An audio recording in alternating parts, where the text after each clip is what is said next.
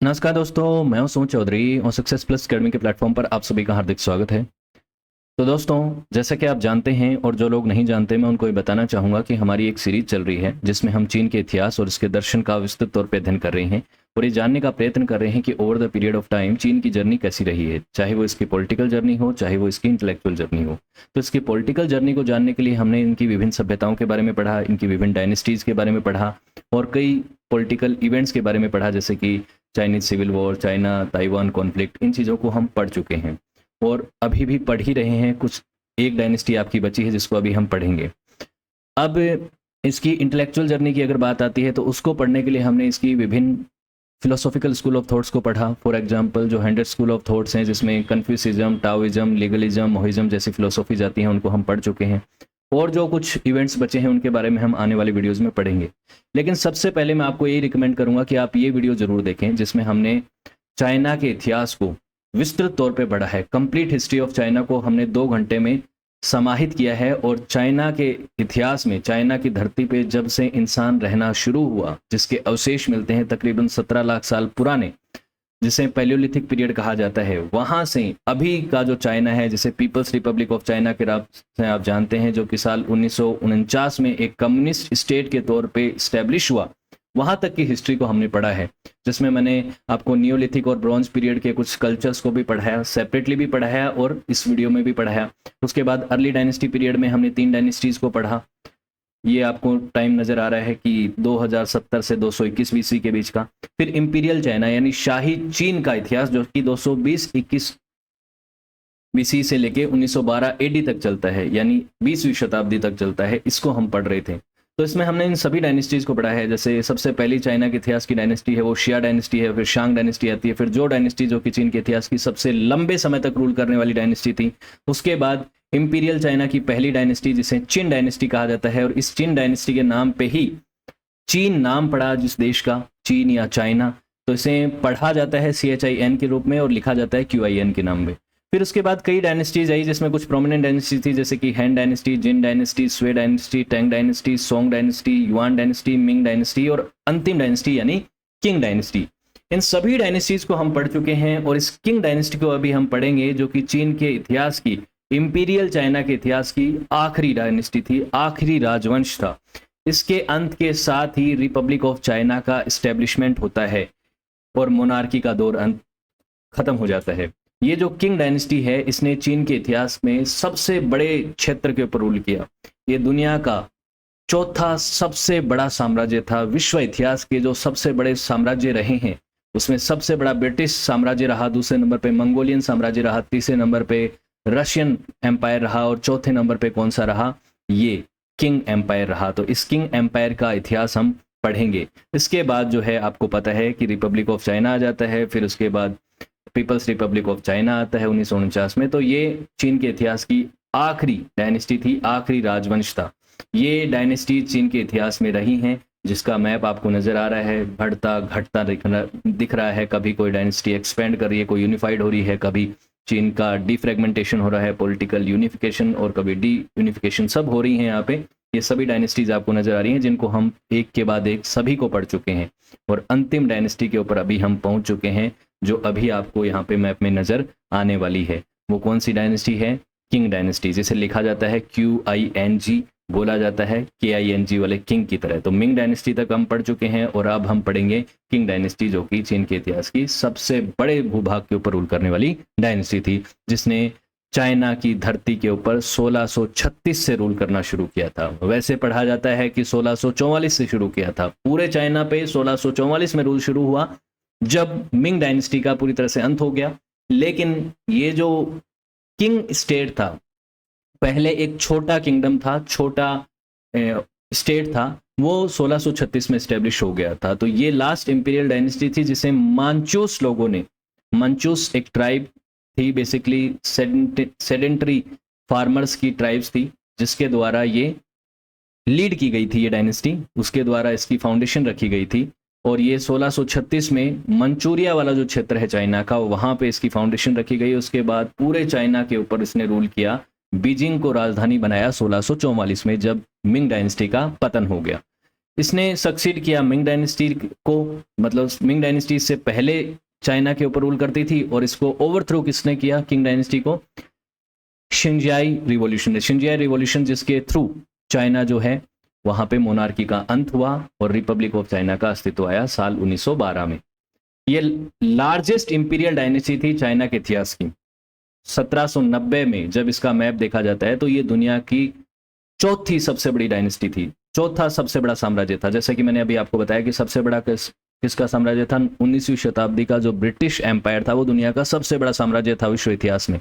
उसके बाद दूसरे नंबर पे मंगोलियन साम्राज्य, जो चंगेज खान और चंगेज खान के वंशजों के द्वारा बनाया गया, वो बहुत बड़ा साम्राज्य था।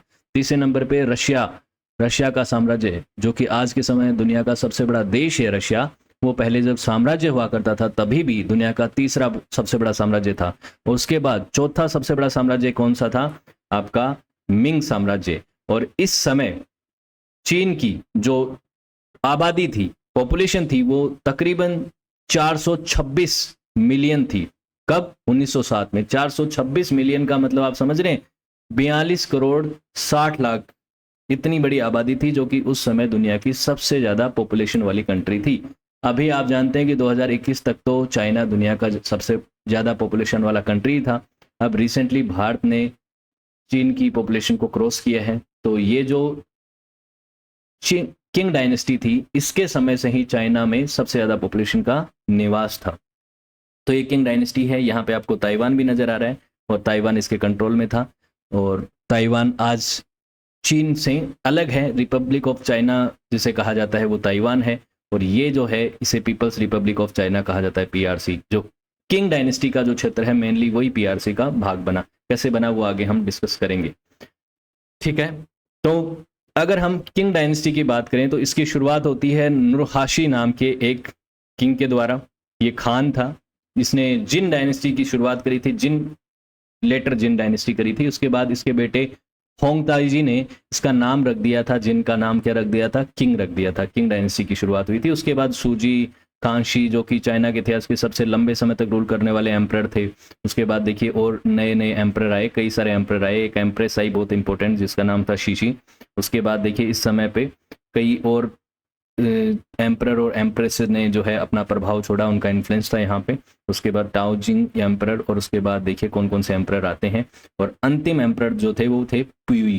प्यूई के समय पे इस डायनेस्टी का अंत हो गया था साल 1912 में। प्यूई तो उस समय कुछ 6-7 साल के ही थे, ज़्यादा बड़े नहीं थे। 10-12 साल के थे, 6 साल के थे तब तो उनको, या 2 साल के थे तब उनको एम्परर बनाया गया था। आगे मैं आपको बताऊंगा 2 साल के थे या 6 साल के थे तब एम्परर बनाया गया था। मैं आपको कब बनाया गया था वो आगे बता ही दूंगा। तो ये जो किंग डायनेस्टी है इसकी शुरुआत कैसे हुई, जिन स्टेट का फॉर्मेशन कैसे हुआ, उसकी अभी हम बात कर लेते हैं। तो पहले तो जिन स्टेट बता देता हूँ। ये जो मंचूरिया वाला जो क्षेत्र है, जिसके ऊपर आपको कई बार इतिहास में जिक्र मिलता है कि जापान ने इन्वेजन किया था मंचूरिया का सेकेंड वर्ल्ड वॉर में। उससे पहले जो पहले भी जापान और चाइना के बीच में युद्ध हुए, उसमें मंचूरिया के रास्ते हुए। मंचूरिया के ऊपर जो है प्रभाव रहा था यूएसएसआर का भी। तो वो जो मंचूरिया वाला जो क्षेत्र है, यहाँ से शुरुआत हुई थी। ये जो किंग होमलैंड है, इसकी किंग होमलैंड का बेसिकली मतलब है कि जो लोगों ने किंग एम्पायर की फाउंडेशन रखी, उन्होंने यहाँ से शुरुआत किया था रूल करना। उसके बाद इन्होंने एक्सपांशन किया, तो इस मंचूरिया वाले क्षेत्र पे रूल करना शुरू किया। फिर यहाँ पे एक्सपांशन किया जहाँ पे मिंग डायनेस्टी रूल करती थी। और उसके बाद ये वाला जो व्हाइट कलर में क्षेत्र नजर आ रहा है, इसको उन्होंने बाद में कैप्चर किया और बाद में अपनी टेरिटरी का विस्तार किया। तो अपने साम्राज्य का विस्तार किस तरह से किया है किंग डायनेस्टी ने, वो मैप जो है वो ये बताता है। तो जिन लोगों ने इस डायनेस्टी की फाउंडेशन रखी वो कौन थे, उनका नाम था मंचूस या जोर्चन। जोर्चन भी इनको कहा जाता है, जोर्चन ट्राइब थी। बाद में इसको मंचूस कहा गया, मंचूरिया वाले क्षेत्र में रहा जाता था। तो इन्हीं लोगों के नाम पे इसका नाम मंचूरिया पड़ गया। तो जोर्चन लोग यहाँ रहते थे, इसलिए इसका नाम जोर्चुन क्षेत्र भी कहा जाता था इसे। और बाद में जोर्चुन लोगों ने अपना नाम मंचूस रख लिया, तो जिस क्षेत्र में मंचूस रहते थे उसी क्षेत्र को क्या कहा गया, मंचूरिया कहा गया। समझ गए आप। तो ये लोग जो हैं ये यहाँ पे रहते थे, मंचूस लोग। ये सेडेंटरी फार्मिंग लोग थे, ये कोई नोमेडिक लोग नहीं थे, घुमक्कड़ नहीं थे, ये यहाँ पे खेती बाड़ी करते थे। और उसके बाद जिलिंग, और आज का जो जिलिंग वाला जो क्षेत्र है, लियोंगजिंग वाला जो क्षेत्र है, चाइनीज प्रोविंस जो है, यहाँ पे लोग रहते थे मेनली। और इन्होंने इस डायनेस्टी की फाउंडेशन रखी थी। तो अर्लीस्ट जो मंचूस स्टेट है, मंचू स्टेट जिसे कहा जाता है, उसको फाउंड किया था नुरहासी ने। नुरहासी को अभी मैंने आपको बताया था पीछे जब मैं आपको फैमिली ट्री बता रहा था, तो सबसे पहला जो राजा था वो कौन था? नुरहासी, जो कि जोरचेन ट्राइब का एक चीफ था। इसने 17वीं शताब्दी में एक छोटा सा किंगडम स्टेब्लिश किया था जो कि वैसाल स्टेट था मिंग एम्परर्स के अधीन। वैसाल स्टेट क्या है कि जो मिंग साम्राज्य था, पहले मिंग साम्राज्य यहाँ पे चलता था ना, चाइना, ये जो चाइना था इसके ऊपर मिंग डायनेस्टी रूल करती थी। इस मिंग डायनेस्टी भी काफ़ी लंबे समय तक रूल करती थी। इसने युआन डायनेस्टी को यहाँ से हटाया था। तो इसके अधीन ही यहाँ पे इस जिलिन वाले क्षेत्र में, इस क्षेत्र में जो लोग थे उसमें से एक व्यक्ति था नुरहासी। उसने एक छोटा सा किंगडम बसाया और उसने कहा कि मैं तो मिंग डायनेस्टी के बॉर्डर का गार्डियन हूँ, प्रोटेक्टर हूँ, और मिंग डायनेस्टी के रिप्रेजेंट करता हूँ, लोकल रिप्रेजेंटेटिव बन गया उनका ये। तो मिंग डायनेस्टी के अधीन ही ये वैसाल स्टेट बना। अब मिंग डायनेस्टी का जो प्रभाव है मंचूरिया तक वो ज़्यादा था नहीं, क्योंकि ये यहाँ से बीजिंग से अपनी राजधानी से चलाते थे, और इस नॉर्थ वाला जो क्षेत्र है, नॉर्थ ईस्ट वाला जो चाइना का क्षेत्र था, इसके ऊपर इनका इतना प्रभाव नहीं था, लूजली कंट्रोल था ये बेसिकली यहाँ पे। तो धीरे धीरे जो जोरचन ट्राइब है वो पावरफुल होती चली गई और इनका कंट्रोल यहाँ पे बढ़ता चला गया। अब नुरहासी ने मिंग डायनेस्टी की कई बार मदद करी, जैसे कि जोसेन वाला जो क्षेत्र था, जोसेन यानी कि ये जो कोरिया वाला क्षेत्र है, इसे जोसेन कहा जाता था। जोसेन डायनेस्टी का यहाँ पे रूल था, तो इसके ऊपर इसने जो कैंपेन किए और मिंग डायनेस्टी को जो है पावर दी, कोरिया को अपने अंडर करने में या वैसाल बनाने में, और जोसेन वाला जो क्षेत्र है वो कहीं ना कहीं चाइना के इन्फ्लुएंस में था। उसके बाद जापान का जो इन्वेजन होता था कोरिया में, उसकी विरोध करने में या उसको पुश बैक करने में भी इसने मिंग डायनेस्टी की मदद करी। लेकिन जब मिंग डायनेस्टी का डिक्लाइन होने लग गया तो उसके बाद इसने सोचा कि क्यों ना क्यों पावर अपने हाथ में ली जाए, और इस दौरान इसको एक टाइटल भी मिला था ड्रैगन टाइगर जर्नल का। ड्रैगन टाइगर जर्नल का टाइटल किसने दिया था? मिंग डायनेस्टी ने ही इसको दिया था। फिर उसके बाद जब मिंग डायनेस्टी कमजोर हो गई, और मिंग डायनेस्टी का इतिहास मैंने पिछले ही वीडियो में आपको पढ़ाया है, मिंग डायनेस्टी के पतन के क्या कारण थे, किस तरीके से उसका डिक्लाइन हुआ, वो सब चीज़ें हमने डिस्कस करी थी। तो उस दौरान इसने सोचा कि मंचूरिया वाला जो क्षेत्र है उसकी अथॉरिटी को मजबूत किया जाए। तो मंचूरिया वाले क्षेत्र में इसने अपने साम्राज्य को, अपने किंगडम को मजबूत किया, और इसने एक सेपरेट डायनेस्टी स्टेब्लिश करी जिसका नाम था लेटर जिन डायनेस्टी। लेटर जिन डायनेस्टी की शुरुआत यहाँ पे हुई। तो ये लेटर जिन डायनेस्टी यहाँ पे बन गई। ये लेटर जिन डायनेस्टी इधर मिंग डायनेस्टी के समकालीन ही है। तो मिंग डायनेस्टी को इन्होंने अब ज़्यादा भाव देना बंद कर दिया। पहले तो मिंग डायनेस्टी के अधीन ही था जोरचन और मंचूस, लेकिन बाद में इसने कह दिया कि अब मिंग डायनेस्टी का तो पावर रहा नहीं। तो उसने कहा कि 7 ग्रीवेंस अपने बताए, कि 7 कारण बताए अपने दुख के कारण। ग्रीवेंस क्या होता है? वैसे दुख होते हैं, जिसकी वजह से उसने कहा कि मैं मिंग डायनेस्टी की ओवरलॉर्डशिप को रिनाउंस करता हूं। बेसिकली मिंग डायनेस्टी के अधीन हम नहीं रहेंगे। मिंग डायनेस्टी सक्षम नहीं रही है, मिंग डायनेस्टी के जो रूल है उससे वो सेटिस्फाई नहीं था, और उसने कहा कि मैं तो अपना सेपरेट किंगडम स्टैब्लिश कर रहा हूं, जिसका नाम बना लेटर जिन डायनेस्टी। जिन डायनेस्टी एक पहले के समय पे भी हुआ करती थी, लेकिन वो डायनेस्टी और इस डायनेस्टी में कोई रिलेशन नहीं है, आप समझिएगा इस बात को। तो ये लेटर जिन डायनेस्टी है जो कि 1630 के दशक में स्टैब्लिश हो चुकी थी। ठीक है, तो इस डायनेस्टी की शुरुआत हुई। फिर नुरहासी जो है 1616 में ही इसको बना दिया था, 1616 में इस डायनेस्टी की शुरुआत कर दी थी, 1630 में नहीं, आगे चल के नाम चेंज होगा उसके बाद। तो 1616 में ये डायनेस्टी बन गई थी।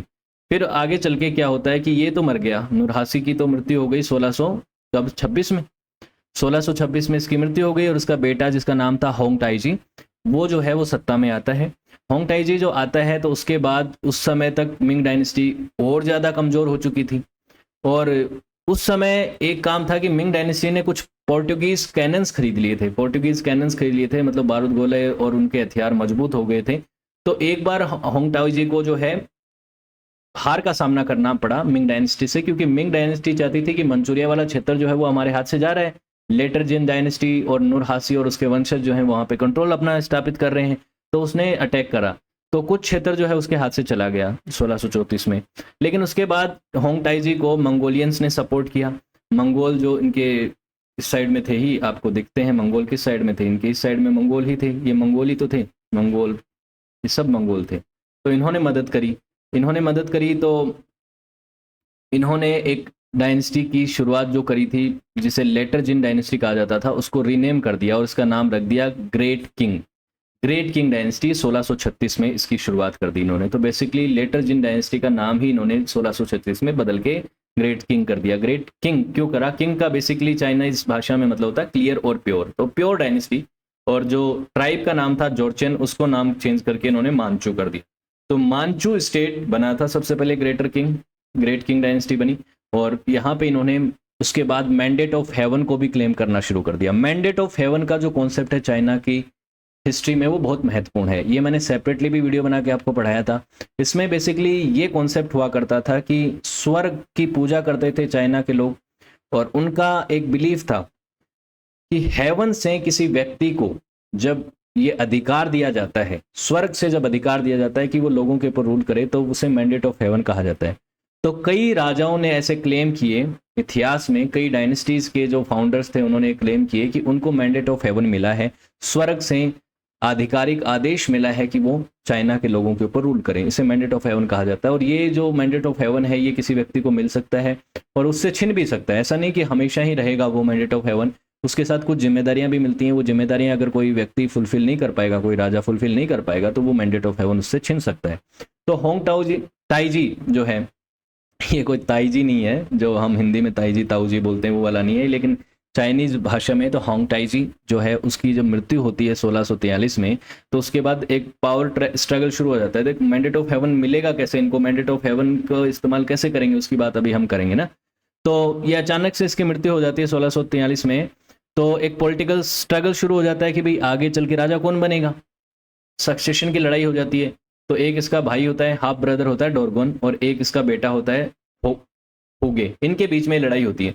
तो हुगे और डोरगन के बीच में जब लड़ाई होती है, तो बेसिकली इस नतीजे पे पहुंचा जाता है कि हुगे को तो राजा नहीं बनाया जाएगा, ना ही डोरगन को राजा बनाया जाएगा। कॉम्प्रोमाइज का नतीजा ये निकला कि होंगटाईजी का जो छोटा बेटा है फुलिन, उसको राजा बनाया जाएगा। लेकिन वो बच्चा था, छोटा था, तो उसके रिजेंट के तौर पे जो राजपाट का कार्यभार है वो कौन संभालेगा? डोरगोन संभालेगा। तो डोरगोन को रिजेंट बना दिया गया। बेसिकली वो डिफैक्टो रूलर था, उसके हाथ में सारा जो है राजपाट था, राजपाट की चाबी उसके हाथ में थी। लेकिन एम्परर की उपाधि जिसने ली, उस व्यक्ति का नाम था फुलिन, और उसने किस नाम से उपाधि ली? शुनजी एम्परर के नाम से। तो शुनजी एम्परर जो है वो एम्परर बन गया। अब एम्परर की उपाधियां लेने लग गए थे लोग। और अमिड इंटरनल मिंग कॉन्फ्लिक्ट्स, अब कॉन्फ्लिक्ट होने लग गए थे। मिंग डायनेस्टी जो है वो पतन के रास्ते थी, वहां पे पीजेंट रिबेलियंस हो रहे थे, उनकी सेना में भी कई रिबेलियंस हो रहे थे, रिवोल्ट कर रखे थे। तो बीजिंग जो है वो रिबेल फोर्स थी एक, जिसको ली जिंगशियांग नाम का एक व्यक्ति जो है वो लीड कर रहा था। और उस व्यक्ति ने 1644 में मिंग डायनेस्टी का तो अंत कर दिया। अब मिंग डायनेस्टी का जो ही अंत हुआ, तो मिंग डायनेस्टी में जो कुछ दूसरे लॉयलिस्ट थे और कुछ दूसरे व्यक्ति थे जो कि इस रिबेल लीडर के खिलाफ थे, उन्होंने जाके डोरगन से हाथ मिला लिया। जिसमें एक व्यक्ति था वो जनरल, जिसका नाम था वो शंगुई, मिंग जनरल था ये। इसने डोरगन से जाके हाथ मिलाया और कहा कि क्यों ना ली शिंगचेंग को हराया जाए। ली शिंगचेंग ने यहाँ पे शन नाम की एक डायनेस्टी स्टैब्लिश कर ली थी, शुन डायनेस्टी।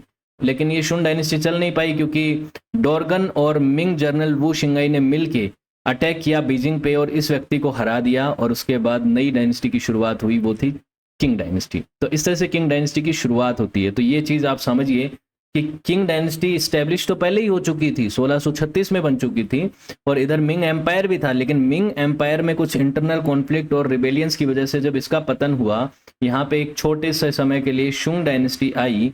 लेकिन उस शुंग डायनेस्टी के ऊपर इन किंग एम्पायर के जो डोरगन थे, जो रिजेंट थे, जो एम्परर के मतलब भाई थे पहले और रिजेंट थे उस समय, उन्होंने अटैक किया और यहाँ पे बीजिंग को कंट्रोल में कर लिया। और उसके बाद यहाँ पे मिंग डायनेस्टी का जो क्षेत्र है वो इनके पास आ गया। लेकिन मिंग डायनेस्टी का पूरा क्षेत्र इनके हाथ में अभी भी नहीं आया था। अगले 15-16 साल इनको लग गए कि जो मिंग लॉयलिस्ट थे, रिबेलियंस थे, वो बार बार विरोध कर रहे थे। वो चाहते थे कि मिंग डायनेस्टी का ही फिर से यहाँ पे पुनः स्थापना उसकी हो। तो अगले 17 सालों तक किंग एम्पायर की फोर्सेस ने उनको हराया। इस समय उन्होंने 8 बैनर्स बनाए। 8 बैनर्स बेसिकली इनका एक पॉलिटिकल संगठन इस तरीके से बनाया, जिसमें अलग अलग एथनिसिटी के लोग जो है वो रखते थे, जिसमें yellow banner, white banner, blue banner, red banner, ये सारे तरीके के बैनर बनाए गए। और इसमें उन्होंने हैन लोगों को भी शामिल किया। हैन जो कि चाइना की हिस्ट्री में एक इम्पोर्टेंट ग्रुप थे, और इन्होंने कई लंबे समय तक रूल भी किया था, अलग अलग डायनेस्टीज़ को इन्होंने लीड भी किया था। लेकिन बाद में मिंग डायनेस्टी के समय और युआन डायनेस्टी के समय पे इनको साइडलाइन कर दिया गया था और इनके साथ भेदभाव किया गया था। तो इनको जो है शामिल किया गया अपनी मिलिट्री में और अपने अलग अलग पॉलिटिकल पदों पे इनको बिठाया गया, साथ में रखा गया और ऐसी पॉलिटिकल पॉलिसीज अपनाई गई जिसमें एथिकल हार्मनी जो है इसे इस्टेब्लिश किया जा सके। जैसे हान और मानचूज की इंटरमैरिजेस करवाई गई और कुछ ऐसे चीज़ें करी गई जिससे क्या है कि ये हैन लोग जो हैं अपनी तरफ आकर्षित हो सकें और मिंग डायनेस्टी के बाद जो किंग डायनेस्टी इसको सपोर्ट करें। लेकिन बीच में कुछ कंट्रोवर्शियल डिसीजन भी आए, जैसे कि हेयर कटिंग ऑर्डर। जैसे कि आज के समय आप कई बार सुनते हैं ना कि कोरिया का जो नॉर्थ कोरिया का जो लीडर है, जो उसका डिक्टेटर है, वो कहता है कि उसके जैसी हेयर स्टाइल रखनी पड़ेगी या उसके जैसी सेम हेयर स्टाइल नहीं रख सकते, एक पर्टिकुलर हेयर स्टाइल वो बोल देता है कि ऐसी करनी पड़ेगी। डिक्टेटरशिप जैसा रवैया होता है। तो हेयर कटिंग का जो ऑर्डर था वो यहाँ पे उसने इंस्टॉल किया, डोरगन ने किया कि हेयर कटिंग रखी जाएगी सिंबलाइज करने के लिए अपनी डायनेस्टी को। मांचू हेयर स्टाइल जो है उसको अडॉप्ट करने के लिए कहा गया है इन लोगों को। तो कुछ लोगों ने इन चीज़ों का विरोध भी किया। तो कुछ ऐसे डिसीजन भी थे जिनको कंट्रोवर्शियल देखा जा सकता है, कुछ ऐसे भी थे जिसमें हार्मनी को एस्टेब्लिश करने की कोशिश करी किंग डायनेस्टी ने। ये चीज़ें हुई। फिर डोरगन की अचानक से सडनली डेथ हो गई थी 1650 में। 1650 में जब इसकी डेथ हो गई तो उसके बाद जो सुनजी एम्परर था, जो बच्चा था पहले, जो कि इसके रिजेंट में काम कर रहा था, वो पर्सनल रूल की तरफ आ गया था क्योंकि अब उसे रिजेंट की ज़रूरत नहीं थी, तो उसने रूल करना शुरू किया। तो अभी भी वो बहुत ज़्यादा बड़ा नहीं हुआ था, तो उसकी मदर उसके पास रिजेंट के तौर पे थी, या मदर की जो है वो हेल्प लेता था। मदर जिसका नाम था एम्प्रेस डोगर जुआंगजोंग, जो भी नाम था, एग्जैक्टली मैं प्रोनाउंस नहीं कर पाता हूँ, चाइनीज़ ना तो मुझे आती है और ये जो नाम है वैसे ही बहुत मुश्किल से है। तो इसकी मदर ने इसकी मदद करी थी रूल करने में, और डोरगन से इसकी मदर बहुत ज़्यादा चिढ़ती थी पहले से ही। तो डोरगन की मृत्यु के बाद कई सारे जो उसके टाइटल्स वगैरह थे उसे छीन लिए गए और डिस्क्रेस किया गया, उससे डिस्ग्रेसफुल किया गया। ये चीज़ें चली गई थी। तो उसके बाद शुनजी की भी मृत्यु हो गई थी, ज़्यादा लंबे समय तक चला नहीं, 1661 में इसकी मृत्यु हो गई। अगले 10-11 साल तक रहा क्योंकि इसको कुछ बीमारी हो गई थी, उसकी वजह से इसकी मृत्यु हो गई। उसके बाद इसका बेटा जो है कांगशी, जो कि इसका बेटा था, उसने रूल करना शुरू किया और कांगशी जो है वो चाइना के इतिहास का सबसे लंबे समय तक रूल करने वाला एम्परर बना। तकरीबन 61 सालों तक इस व्यक्ति ने रूल किया, 1654 से लेके 1722, 61 साल का इसका रूल रहा, जो कि चाइना के इतिहास में सबसे लंबे समय तक रूल था इसका। 7 साल का था तब इसे शासक बनाया गया था। इसके कुछ रीजेंट्स और राइवल्स भी थे उस समय, जिसने जो इसको ऊपर से बताते थे कि किस तरह से रूल करना है। 7 साल का बच्चा जो है वो सारे डिसीजन तो नहीं ले सकता, तो कुछ रीजेंट्स और राइवल्स बनाए गए। और इसका जो रूल है उसे हाई किंग एरा कहा जाता है, क्योंकि इस समय सोशल, इकोनॉमिक और मिलिट्री स्ट्रेंथ जो है वो काफ़ी अच्छी हो गई थी चाइना की, और चाइना जो है उसका एक बहुत बढ़िया पीरियड चल रहा था। इसने एक नए तरीके के ब्यूरोक्रेटिक इंस्टीट्यूशंस जो है उनको अडेप्ट किया, जिसके 2 सोर्सेज के तौर पे देखा जाता है इसकी हाई चाइनीज़ एरा को, कि एक तो इसने अपना जो ब्यूरोक्रेटिक इंस्टीट्यूशंस और कन्फ्यूशियस कल्चर को इस्टेब्लिश किया। उसके अलावा जो मांचू आइडेंटिटी थी इनकी, मांचू तो थे ही ये भाई, इनकी जॉर्जन ट्राइब जो है, जैसे मांचू ट्राइब कहा गया बाद में, तो अब मांचू आइडेंटिटी को इसने जो है एक तरीके से उसको ऊपर फोकस किया, जिसमें इसने बाकी जो एथनिकल ग्रुप हैं एम्पायर के, उनको भी अपील किया साथ में जुड़ने के लिए। तो मांचू का जो दबदबा है उसे बढ़ाया। उसने चाइनीज़ एग्जामिनेशन सिस्टम को, उसमें जो है जो पहले से एग्जामिनेशन सिस्टम चल रहा था, उसमें एथनिक जो हैन थे उनको ऑफिशियल्स की फील्ड में आने के लिए अलाउ किया, कि जैसे कि हर एक देश में अपना एक सिस्टम होता है, एडमिनिस्ट्रेशन सिस्टम होता है, उसके लिए एग्जामिनेशन जो होता है, उसमें इन्होंने कन्फ्यूशियस लर्निंग को साथ में रेस्पेक्ट देते हुए एथनिक हन लोग जो थे उनको साथ में लेके चलना शुरू किया। उसके अलावा डिक्शनरी वगैरह भी बनवाई इसने, कुछ सैक्रेड एडिक्ट्स भी लिखवाए 1617 में, कन्फ्यूशियस फैमिली वैल्यूज़ को प्रमोट किया, कई सारे सिग्निफिकेंट स्टेप लिए इसने। तो ये कंसोलिडेशन और स्टेबिलिटी का दौर था कांगशी एम्परर के समय का। उसके बाद इस दौरान इसने बाकी जो रिलीजियस लोग थे, बाकी रिलीजन जो थे, उनके प्रति भी ये उदार रहा, चाहे वो मंगोल हों, तिब्बतियन हों, मुस्लिम सब्जेक्ट्स हों, इनको इसने किसी तरीके से प्रोसिक्यूट नहीं किया उनकी आइडेंटिटी के नाम पे। इवन जूइस्ट मिशनरीज जो थे उनका भी इसने वेलकम ही किया, उनको भी अपने कोर्ट से भगाया नहीं या उनका किसी तरीके का शोषण नहीं हुआ। उसके बाद इसने जब ये 15 साल का हुआ, 7 साल की उम्र में इसने रूल करना शुरू किया था, 15 साल का हुआ तब आते आते इसको जो पावरफुल रीजेंट थे, जो कि पावरफुल थे कोर्ट में, जो कंट्रोल करते थे सत्ता को, उन लोगों को इसने हटाया और अपना जो रूल है उसे अपने पास रखा। उसी दौरान जो 3 फ्यूडलरीज थे उन्होंने विद्रोह कर दिया था। फ्यूडलरीज, रिवोल्ट ऑफ 3 फ्यूडलरीज कहा जाता है। जैसे फ्यूडलरीज कौन थे? फ्यूडलरी जो ऑटोनॉमस मिंग जनरल थे, जो कि मिंग डायनेस्टी के प्रति सहानुभूति रखते थे, उनके प्रति लॉयलिस्ट थे और किंग डायनेस्टी के रूल के समय पे भी बार बार विरोध कर रहे थे। तो इन्होंने एक साथ विद्रोह कर दिया था। तो तकरीबन 7-8 सालों का समय लगा उनको हराने में और 1661 आते आते साउदर्न चाइना में जो फ्यूडलरीज थे उनको भी इन्होंने हरा दिया। तो ये देखिए यहाँ पे अलग अलग 3 फ्यूडलरीज हैं जो आपको नज़र आ रहे हैं जिनके क्षेत्र में, इन तीनों को इन्होंने किंग एम्पायर के समय पे हराया था। तो ये बेसिकली वो पुराने जर्नल थे जो कि मिंग डायनेस्टी के समय पे मिंग के प्रति वफादार थे, लॉयल थे। फिर उसके बाद ये फ्यूडल लॉर्ड्स बन गए और अलग अलग जगहों पे स्टेट को, ज़मीन को कंट्रोल करते थे, लैंड लॉर्ड बन गए थे। बाद में इन्होंने विद्रोह कर दिया और ये मिल के किंग डायनेस्टी को हराना चाहते थे, लेकिन इन्होंने जो है खुद ही इनको हार का सामना करना पड़ा। तो ये 1680 के दशक में ये सब चीज़ें चल रही थी। फिर आगे चल के क्या होता है कि 1683 में इसने ताइवान के ऊपर अटैक किया और ताइवान को पार्ट बना लिया, किसका? चाइना का। तो ताइवान की हिस्ट्री में ताइवान को आज भी चीन जो है वो अपना क्लेम करता है। ये ताइवान जो कि रिपब्लिक ऑफ चाइना कहलाता है आज के समय, ROC इसे कहा जाता है। और इसे क्या कहा जाता है? PRC, इधर वाला जो क्षेत्र है उसे PRC कहा जाता है। तो यहाँ पे जो है आज के समय नेशनलिस्ट लोग जो हैं, रिपब्लिकन जो लोग हैं, उनका कंट्रोल है। लेकिन चाइना, जो पीपल्स रिपब्लिक ऑफ चाइना है, जो कम्युनिस्ट चाइना, वो क्या क्लेम करता है कि चाइना की ज़मीन है ताइवान भी। तो ये ताइवान जो है ये पार्ट किसका बना था? चाइना का, किंग डायनेस्टी के समय पे। और ये पहले के समय एक व्यक्ति था जेंग केशुआंग, इसके कंट्रोल में था, जिसने ये डच कॉलोनिस्ट से हासिल किया था। डच लोग जो थे वो यहाँ पे पहुंच चुके थे दुनिया भर में। आपको पता है जब एज ऑफ एक्सप्लोरेशन शुरू हुआ तो उसके बाद अलग अलग जगहों पे कई सारे आइलैंड्स के ऊपर कब्जा कर लिया था यूरोपियंस ने, जिसमें आपको पता होगा स्पेन के लोगों ने अमेरिका की तरफ जाके कब्जा करना शुरू किया। और उसके अलावा जो ये पुर्तगाली थे वो भारत की तरफ आए, इधर आए, ईस्ट की तरफ आए। उसके बाद बाकी लोग भी आने शुरू हुए, डच हो गए, चाहे ब्रिटिश हो गए, चाहे फ्रेंच हो गए। तो उसमें से डच लोगों ने यहाँ पे कंट्रोल कर रखा था, जिससे इसने कंट्रोल कर छीन लिया था। सेंट्रल एशिया में और डुजनार की तरफ, आर्टल मंगोलिया की तरफ भी इसने कई सारे कैंपेन करे। ये डुंगजार का जो क्षेत्र है मंगोलिया का, वो आगे किसी मैप में मैं आपको दिखाऊंगा, आपको समझ में आ जाएगा कहाँ की बात कर रहा हूँ।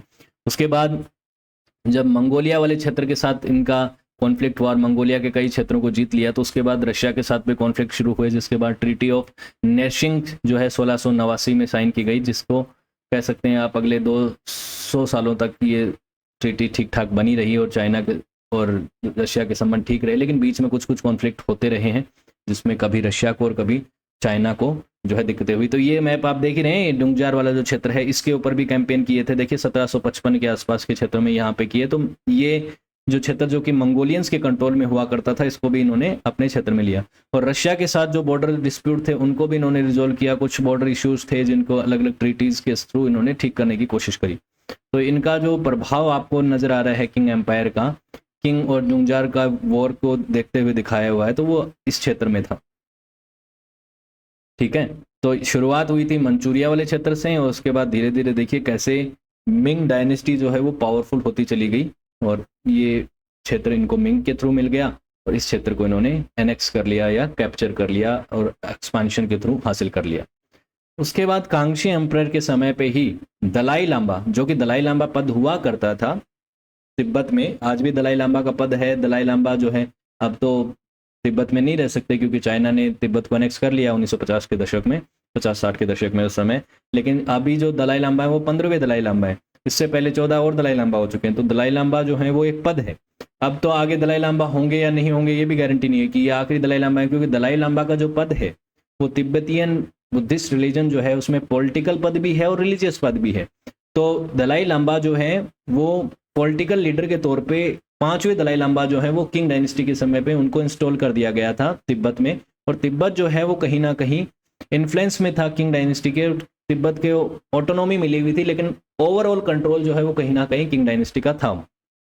तो किंग डायनेस्टी ने ही दलाई लामा, जो पांचवें दलाई लामा था, उनको एक तरह से पैट्रोनेज दी, उनको संरक्षण दिया। कि पहले मंगोलिया के कंट्रोल में था, मंगोलिया के इन्फ्लुएंस में ज्यादा रहता था तिब्बत, लेकिन बाद में किंग डायनेस्टी के कंट्रोल में और इसके इन्फ्लुएंस में रहने लग गया, और दलाई लामा को यहाँ पे इंस्टॉल कर दिया एज पॉलिटिकल लीडर के तौर पे। तो ये आज के दलाई लामा है, लेकिन ये आज के जो दलाई लामा है 15वें दलाई लामा नाम नहीं है, पद है, ध्यान रखिएगा। तो ये तिब्बतियन ऑटोनोमस जो रीजन हुआ करता था, ये जिसे कैप्चर कर लिया गया चाइना के द्वारा, जो कम्युनिस्ट चाइना है उसके द्वारा कर लिया गया।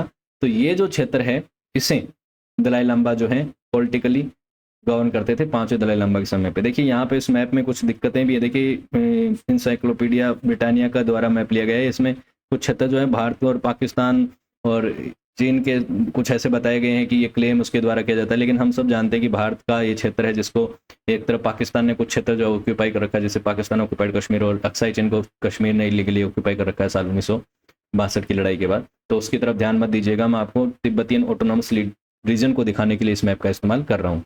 ठीक है, अब आगे जो एम्परर आते हैं जिसमें योंगजेंग और क्वांगलोंग एम्परर जो आते हैं, इनके समय पे क्या हुआ उसकी बात करते हैं। तो कांगजे एम्परर की मृत्यु हो गई थी 1722 में, और उसका चौथा जो बेटा है प्रिंस योंग जो है वो एम्परर बनता है, जिसका नाम बनता है योंगशेंग एम्परर। तो इसने कई सारी चीजें देखी अपने पिता के समय पे। तो उसने सोचा कि एक तो हमें ये ध्यान रखना है कि जो पिता के अंतिम समय पे जो जो दिक्कतें आई उनको एड्रेस करना था। तो इसके समय पे इस एम्परर की जो छवि थी, इस एम्परर की जो पहचान थी योंगशेंग की, वो कुछ इस तरह से मानी जाती है कि वो सीवियर था। जो लोग इसका विरोध करते थे उनको बहुत हार्श पनिशमेंट देता था, सस्पिशियस था, किसी पे भी वो विश्वास इजीली करता नहीं था, जेलस भी था, और साथ ही वो हाईली कैपेबल और रिसोर्सफुल भी था।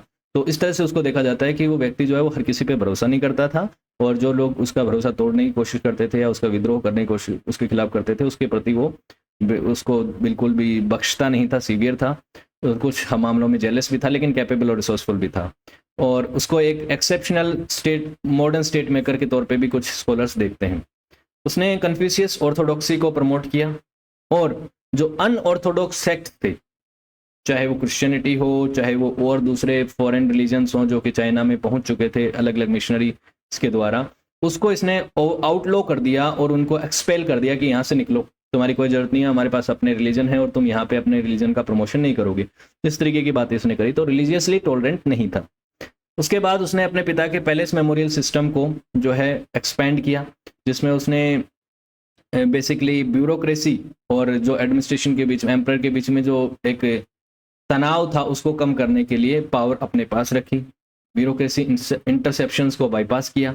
उसके अलावा उसने स्मॉल ग्रैंड काउंसिल बनाई, जो पर्सनल एडवाइजर्स की एक ग्रैंड काउंसिल बनाई, जो कि डिफैक्टो कैबिनेट बन गई एक तरीके से, जो उसको एडवाइज करते थे, और जो अपनी समझ से जो एकदम क्लोजेस्ट लोग थे एम्परर के, जिन पे भरोसा किया जा सकता था, उनको उस काउंसिल के अंदर जगह मिलती थी, जिसमें मानचू और हैन चाइनीज ऑफिशियल्स को उसने जगह दी।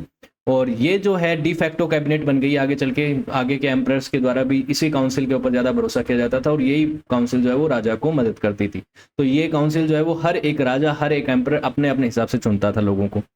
फिर आगे चल के फाइनेंशियल क्राइसिस आए कुछ। उन फाइनेंशियल क्राइसिस को ध्यान में रखते हुए इस योंगशेंग एम्परर ने अपने पिता की जो लीनियंट टैक्सेशन पॉलिसी थी, अप्रोच थी लोकल अलाइट्स के प्रति, की लोकल अलाइट्स जो हैं वो टैक्स बहुत ज़्यादा दे रहे हैं तो ठीक है, नहीं दे रहे तो भी उनके ऊपर कोई ज़्यादा दबाव नहीं डालते थे इनके पिता जो कांगशे एम्परर थे। उस चीज़ को इसने अवॉइड किया, रिजेक्ट किया, और जो यहाँ पे लोकल अलाइट्स थे उनके ऊपर दबाव डाला, उनको इन्फोर्स किया कि तुम इतना टैक्स लेके आओगे तो लेके आओगे, यहाँ पे किसी तरीके का करप्शन नहीं चलेगा।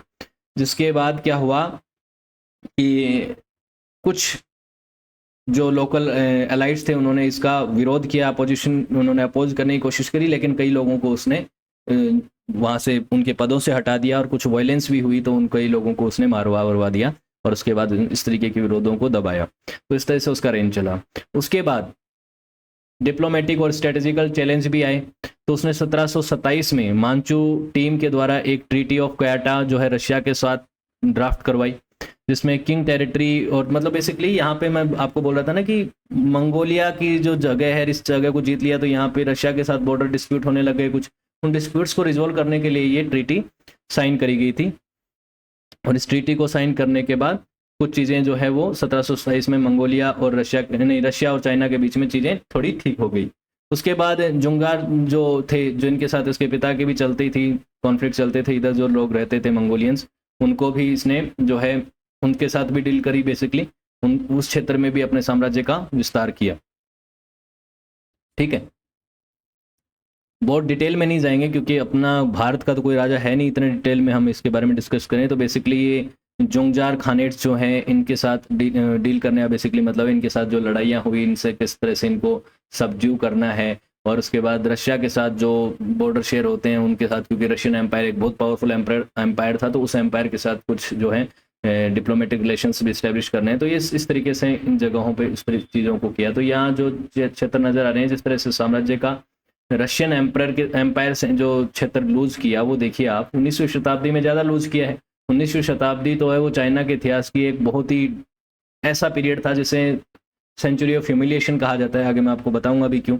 तो बहुत सारा जो क्षेत्र है वो इन्होंने यहाँ पे चाइना से ले लिया था, रशियंस ने। क्यों ले लिया था? क्योंकि कंटिन्यूसली बाद में किंग डायनेस्टी जो वो इतनी ताकतवर रही नहीं और रशियन एम्पायर जो है वो ताकतवर हो रहा था उस दौर में। फिर आगे चल के क्यानलोंग एम्परर का दौर आता है। प्रिंस बाओ जो कि 1735 में उनके पिता योंगजेंग की मृत्यु के बाद शासक बनते हैं, जिनका नाम बन पड़ता है आगे चल के क्यानलोंग एम्परर। इन्होंने 10 ग्रेट कैंपेन्स को लीड किया।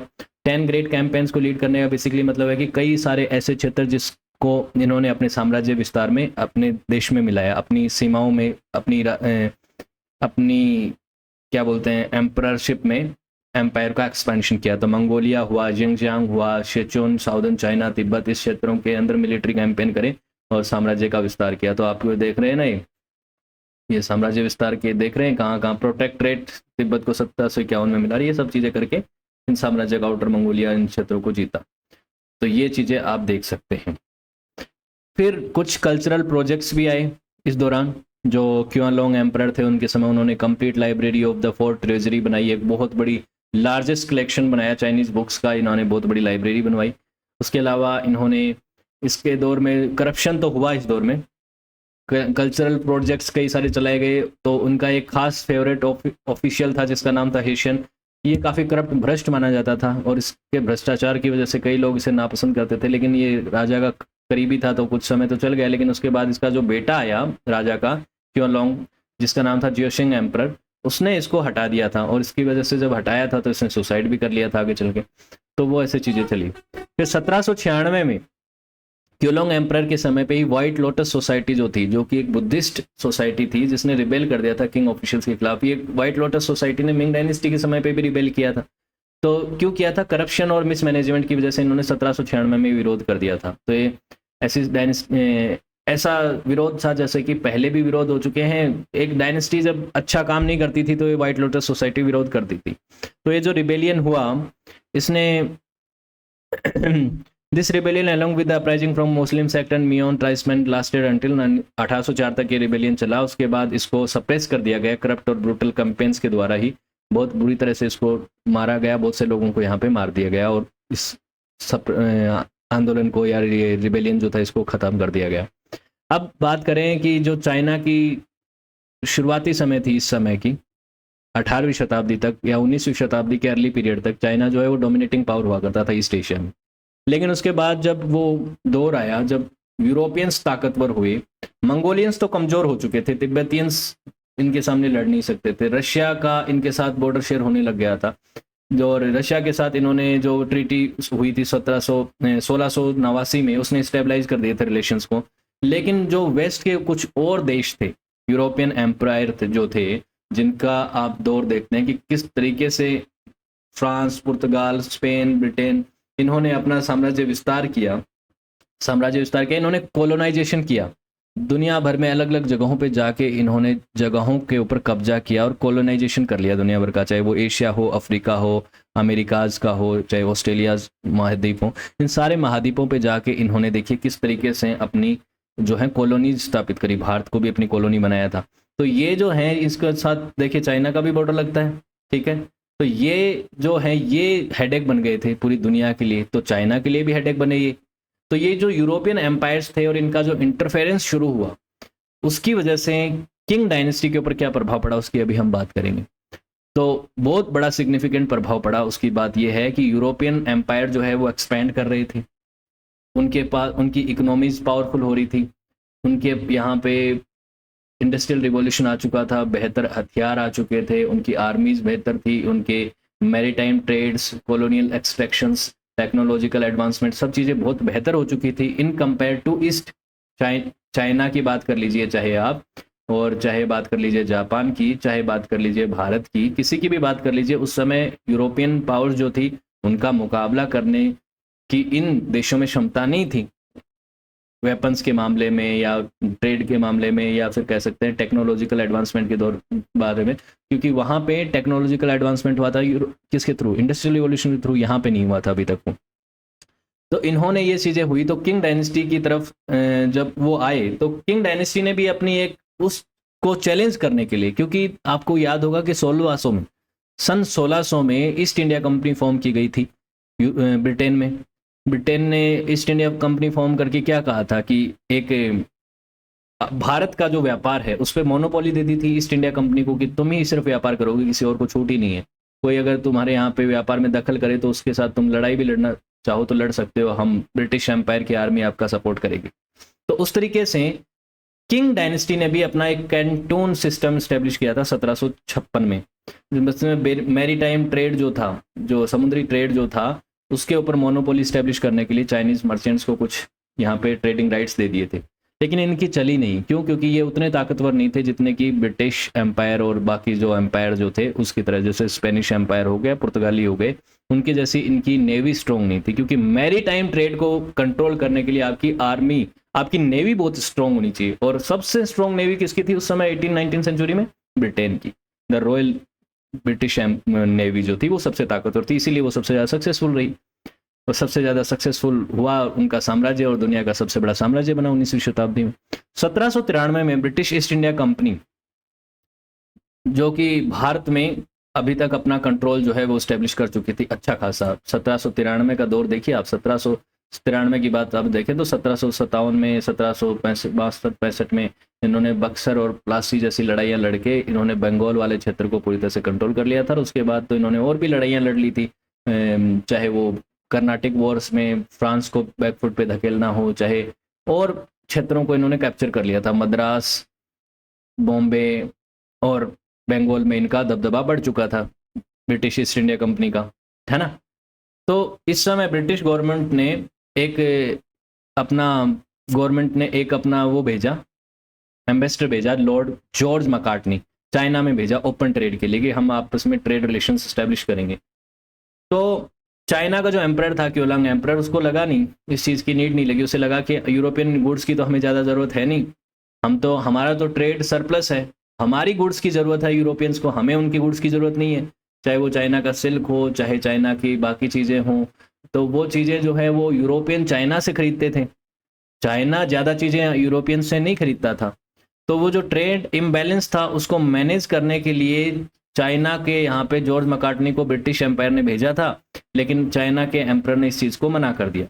चाइनीज गुड्स के बदले ब्रिटिशर्स को और यूरोपियंस को सिल्वर के फॉर्म में पे करना पड़ता था। जैसे आज के समय जैसे ग्लोबल करेंसी जैसे डॉलर है, डॉलर हेजिमनी है, गोल्ड के फॉर्म में एक वो रहता है कि जैसे आप जानते हैं कि भारत का रुपया भारत में चलता है।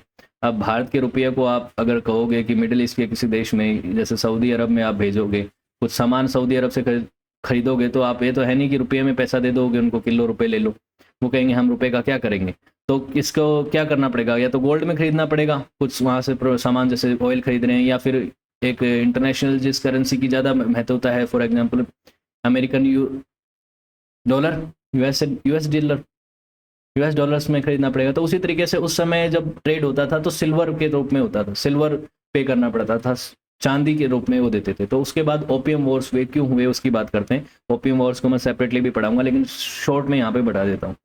तो क्योंकि एक ट्रेड इम्बैलेंस था 19वीं शताब्दी में, चाइना और वेस्टर्न पावर्स के बीच में एक युद्ध हुआ, और वो क्यों हुआ उसके रीजंस देख लेते हैं। सबसे पहले कि ट्रेड इम्बैलेंस, चाइना के पास ट्रेड सरप्लस था वेस्ट के कंपैरिजन में, क्योंकि चाइनीज गुड्स की ज़्यादा डिमांड थी, चाहे टी हो, सिल्क हो, पोर्सिलिन हो, तो ये चीज़ें चाइना बेचता था वेस्ट के देशों को, और उसके बदले उनको चांदी देनी पड़ती थी। और वेस्ट के देश जो हैं वो किसी तरीके से कोई ज़्यादा चीज़ें चाइना को बेच नहीं पाते थे। तो उनको लगता था कि हमारी चांदी, हमारा पैसा तो जा रहा है, हम चाइना से ज़्यादा चीज़ें खरीद रहे हैं। और ब्रिटेन ने इस चीज़ को सोल्व करने के लिए अपना वो भी भेजा था, अपने एम्बेसडर को भी भेजा, लेकिन कोई फ्री ट्रेड एग्रीमेंट हुआ नहीं। जिसके बाद क्या है, उन्होंने करना शुरू कर दिया ओपियम ट्रेड। ओपियम यानी अफीम। अफीम आप जानते हैं, अफीम क्या होती है? एक सब्सटेंस होता है जिसका नशा भी किया जाता है, जिससे कई सारे ड्रग्स बनते हैं, कई तरीके की दवाइयाँ बनती हैं ना। तो ब्रिटिश ईस्ट इंडिया कंपनी ने भारत में काफ़ी सारा ओपियम प्रोड्यूस करके इलीगली चाइना की तरफ एक्सपोर्ट करना शुरू कर दिया 18वीं शताब्दी में, 19वीं शताब्दी के अर्ली पीरियड में। तो ये एक एडिक्टिव ड्रग था जिसकी हाई डिमांड होने लग गई, और चाइना के सोसाइटीज़ में चाइना के लोग जो हैं वो इसके एडिक्ट हो गए और वो ज़्यादा खरीदने लग गए। इसकी वजह से चाइना की सोसाइटी जो है वो सफ़र करने लग गई एडिक्शन की वजह से। और चाइना में जो चाइना के लोगों को सिल्वर पे करना पड़ता था इसको ओपियम खरीदने के लिए, तो वो सिल्वर जो है वो वापस भी जाने लग गया। तो यहाँ से ट्रेड होता था, इलीगल ट्रेड होता था ओपियम का इन जगहों पे। तो इसको बैन कर दिया चाइना ने। चाइना के जो एम्परर थे उन्होंने सोशल और इकोनॉमिक हार्म को देखते हुए ओपियम की वजह से इस ओपियम ट्रेड को कर दिया पूरी तरह से बैन। एम्परर ने कहा, एक व्यक्ति था जी लिक्सु, उसको ये जिम्मेदारी दी, इनके कोर्ट का मेंबर था, उसको कहा कि तुम इस पूरी तरीके से ओपियम को जो है उसको बैन करो। तो उसने एक लार्ज क्वांटिटी ऑफ ओपियम जो कि आई थी ब्रिटिश ट्रेडर्स की तरफ से, उसे डिस्ट्रॉय कर दिया और कई सारे लोगों को यहाँ पे गिरफ्तार भी कर लिया और ओपियम ट्रेड को कर दिया बैन। इसकी वजह से ब्रिटिश एम्पायर हो गया नाराज, और ब्रिटिश एम्पायर नाराज होकर उसने कर दिया आक्रमण किसके ऊपर? चाइना के ऊपर। तो यहाँ पे 1840 में 1839 से लेकर 42 के बीच में हुआ पहला ओपियम वॉर, यानी पहला अफीम युद्ध, जिसमें चाइना की जो मिलिट्री है वो ब्रिटेन की मिलिट्री का सामना नहीं कर पाई, क्योंकि चाइना की मिलिट्री अब हो चुकी थी कमज़ोर, और बेसिकली उनकी टेक्नोलॉजी उतनी एडवांस नहीं थी जितनी की ब्रिटिश फोर्सेस की थी। जिस तरीके की ब्रिटिश नेवल टेक्नोलॉजी थी उसका सामना करने के लिए वो तैयार नहीं थी। तो उसके बाद चाइना की आर्मी हार गई, किंग एम्पायर हार गया, और ट्रीटी ऑफ नानजिंग हुई, जिसको अनइक्वल ट्रीटीज़ का दौर शुरू होने का समय कहा जाता है। अनइक्वल ट्रीटी यानी बेसिकली एक के ऊपर थोपने वाली ट्रीटी, क्योंकि ब्रिटिश जीत गए थे तो उन्होंने अपनी शर्तों को मनवाया। अब चाइना हार गया था तो चाइना के पास कोई मतलब वो विरोध करने के लिए उनके पास कुछ था नहीं, तो उन्होंने अनइक्वल ट्रीटीज़ को माना। उनको वॉर रिप्रेशन देने पड़े। ये अनइक्वल ट्रीटीज़ का दौर यहाँ पे चाइना में शुरू हुआ। ये फर्स्ट वर्ल्ड वॉर में भी चलता है, ये होता है। उन अनइक्वल ट्रीटीज़ का कितना बड़ा इम्पैक्ट पड़ता है वो आप सब जानते हैं। तो चाइना को वॉर रिपरेशन देने पड़े कि जो युद्ध लड़ा गया उसमें जो नुकसान हुआ, जितना जान माल की हानि हुई, उसके लिए पैसा देना पड़ा ब्रिटेन को। साथ ही कुछ वेस्टर्न कुछ पोर्ट जो थे, जो बंदरगाह थे, वो वेस्टर्न ट्रेड के लिए ओपन करने पड़े। हांगकांग जो है वो ब्रिटेन को देना पड़ा, तो हांगकांग जो है वो ब्रिटेन का पार्ट बन गया था इसी समय पे। तो ये ब्रिटिश आर्मी ने इन क्षेत्रों को कैप्चर कर लिया, और यहाँ पे वो जो बैटल हुए वहाँ पे कई सारे जो ट्रेड रूट ओपन करने की बात पहले जॉर्ज मैकार्टनी कहने आया था, वो फोर्सफुली अब उनके ऊपर शाइन करवा दिया इनसे, और इस तरीके से हांगकांग का भी एक्सपेंशन यहाँ पे हो गया। तो हांगकांग को भी कैप्चर कर लिया 1842 में। लेकिन उसके बाद कुछ समय के लिए तो वो ट्रीटी की वजह से सब ठीक ठाक चला, लेकिन उसके बाद दूसरा ओपियम वॉर भी होता है 1856 से 60 के बीच में। और ये क्यों हुआ?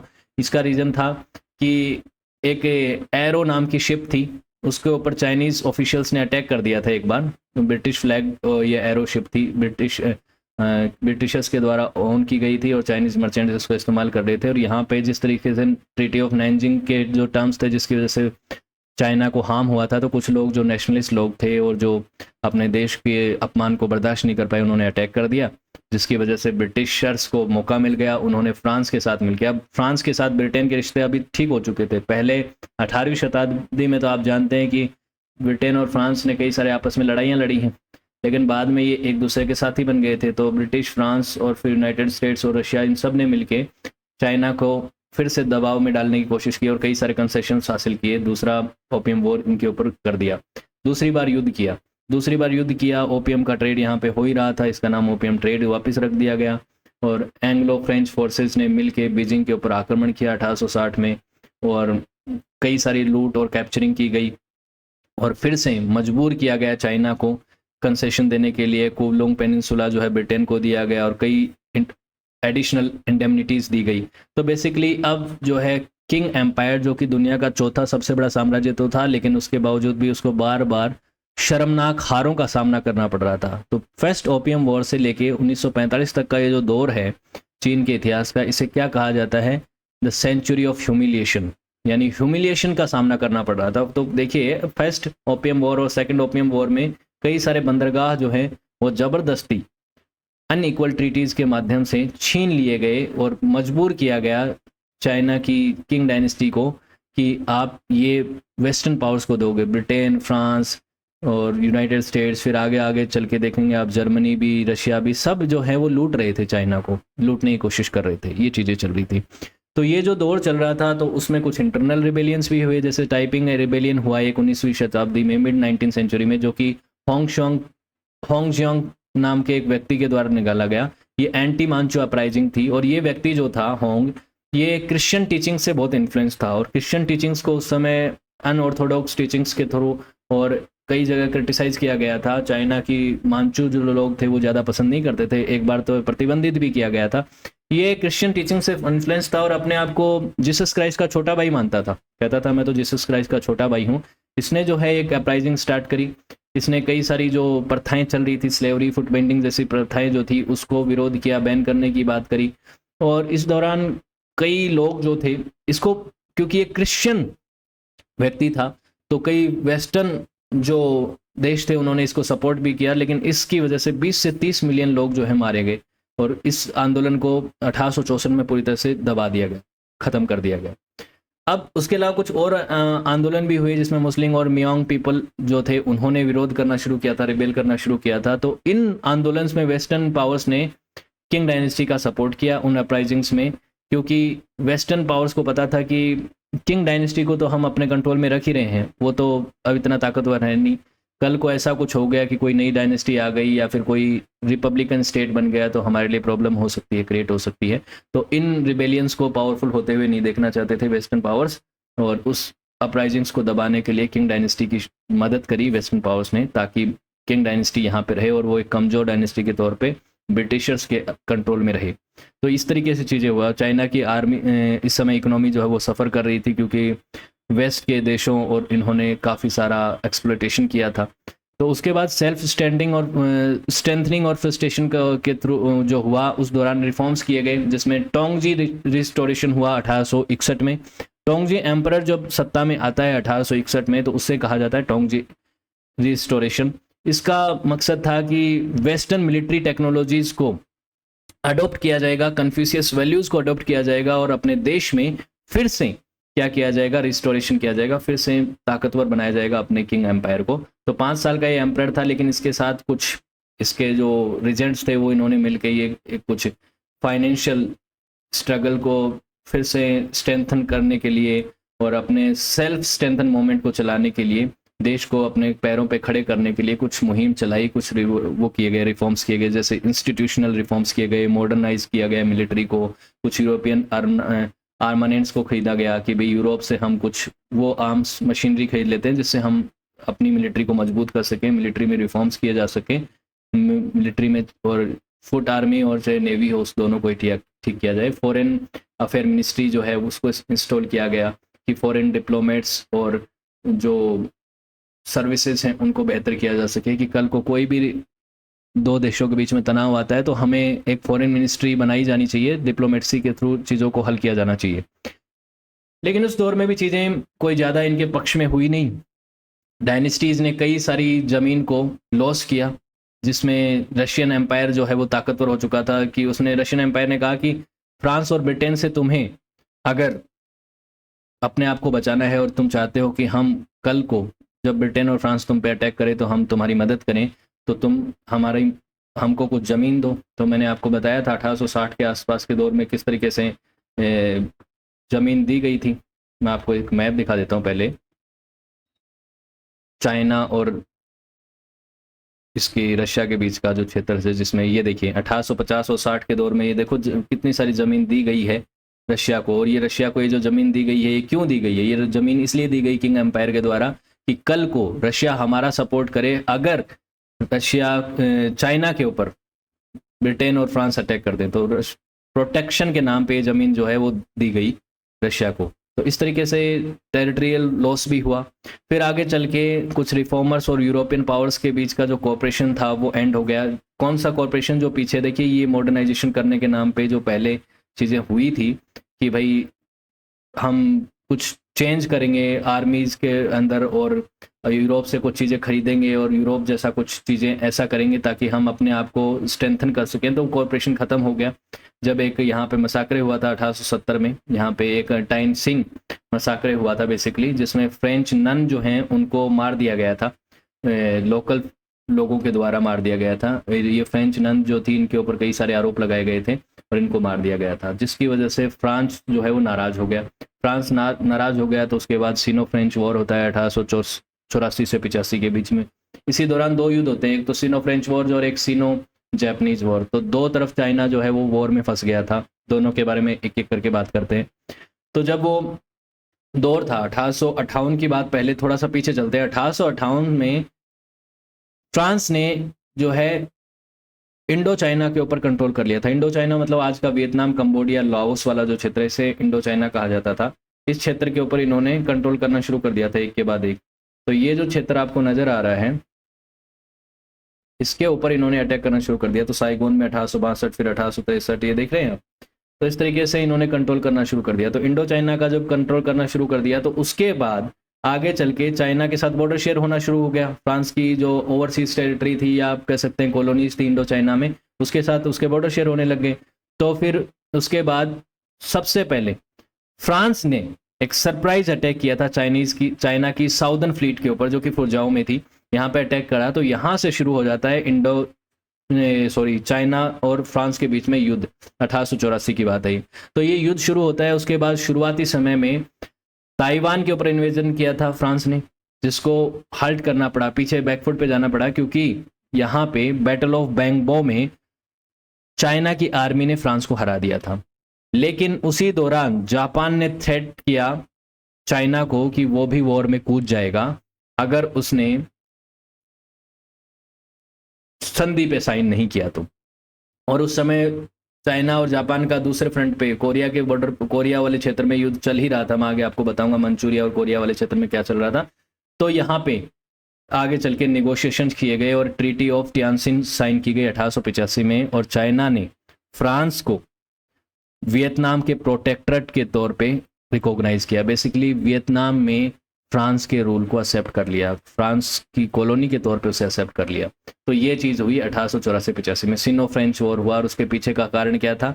एक तो वो मसाकरे जिसमें टियानजिंग मसाकरे जिसमें चाइनीज़ नन्स को मार दिया गया था, और उसके अलावा इंडो चाइना के अंदर प्रभाव जो बढ़ रहा था फ्रांस का, उसकी वजह से ये लड़ाइयाँ हुई। उसके बाद हम बात करते हैं सिनो जापानीज वॉर की। तो ये सिनो फ्रांस वॉर की अगर बात करें, सिनो मतलब चाइना, ध्यान रखिएगा। सिनो फ्रांस वॉर में कितने सारी बैटल्स हुए हैं। हालांकि इस बैटल्स में चाइना का अपर हैंड था, लेकिन क्योंकि दूसरी तरफ से जापान जो है वो भी चाइना को थ्रेटन कर रहा था, इसलिए इसमें कहीं ना कहीं बैकफुट पे अपने कदम खींचने पड़े किंग डायनेस्टी को, और एक संधि साइन करनी पड़ी फ्रांस के साथ। अब 1884 में चाइना, कोरिया और जापान की इक्वेशन को भी आप समझिए। तो चाइना का जो किंग डायनेस्टी थी उसका कोरिया के ऊपर काफ़ी प्रभाव था। प्रभाव कब से था? जोसेन डायनेस्टी जो थी, जोसेन डायनेस्टी के पहले के समय की मैं अगर बात करूं, जब किंग डायनेस्टी यहाँ पे हुआ करती थी, आप देखिए इस मैप को, जब मैं पहले की बात कर रहा हूँ, जब मिंग एम्पायर था और किंग डायनेस्टी 1636 में स्टेब्लिश हुई थी, तभी भी जोसेन के साथ किंग डायनेस्टी के रिलेशंस थे। और जोसेन के क्षेत्र में जो कोरिया वाला क्षेत्र है वहाँ पे इनको कुछ कंसेशंस मिले हुए थे। कंसेशंस बेसिकली क्योंकि जोसेन्स को इन्होंने अपने प्रोटेक्ट्रेशन में रखा हुआ था, तो जोसेन के साथ कुछ क्षेत्रों में इनके प्रभाव थे, तो कंसेशंस मिले हुए थे। हर ट्रेड में कंसेशंस मिले हुए थे। इचियन वाला जो क्षेत्र था वहाँ पे इनका कुछ ज़मीन भी थी, इनकी जगह भी थी वहाँ पे, तो वो चीज़ें हो रखी थी। लेकिन जो प्रो जापानीज कोरियंस थे, जो कोरिया में रहते थे और जापान के फेवर में थे, सियोल में जो लोग रहते थे, उन्होंने एक कू जो है उसको लीड किया। गैस्पिन कू कहा जाता है, जिसमें बेसिकली यहाँ कोरिया की जो डायनेस्टी थी, जोसेन डायनेस्टी, उसको हटा के और किंग डायनेस्टी के इन्फ्लुएंस को ख़त्म कर देना चाहते थे लोग, जिसकी वजह से चाइना और जापान के बीच में टेंशन्स जो है वो बढ़ गई। और यहाँ पे जो ये गैस्पिन कू है इसके खिलाफ चाइना तो ऑब्वियसली इसके विरोध में था और जापान इसके फेवर में था। उसके बाद एक जापानीज प्राइम मिनिस्टर जो था उस समय, उसने एक कन्वेंशन ऑफ टाइंजीन जो है उसको साइन करवाया, जो कि आप जानते हैं कि दूसरी तरफ जो चल रहा था युद्ध फ्रांस और चाइना के बीच में, वहाँ पे ही एक कन्वेंशन साइन हुआ जिसमें ये एग्रीमेंट हुआ कि हम अपने अपने ट्रूप्स को यहाँ से हटा लेंगे और ये गैस्पिन जो वो है इसको भी ख़त्म कर देंगे, कोरिया वाला मामला जो है उसे भी ठीक किया जाएगा। लेकिन ये हुआ नहीं, ऐसा हुआ कैसे नहीं कि जापान ने चाइना के ऊपर अटैक ही कर दिया 1894-95 में, आगे चल के कुछ सालों बाद इसको अटैक कर दिया। तो एक तरफ किंग डायनेस्टी थी चाइना की और दूसरी तरफ मैजी जापान था, जो कि एक इम्पीरियल जापान बन चुका था और इसकी मिलिट्री काफ़ी स्ट्रॉन्ग हो चुकी थी। तो जापान क्षेत्रफल में काफ़ी छोटा था किंग डायनेस्टी के कंपैरिजन में, लेकिन उनकी मिलिट्री, उनकी नेवी काफ़ी स्ट्रॉन्ग थी।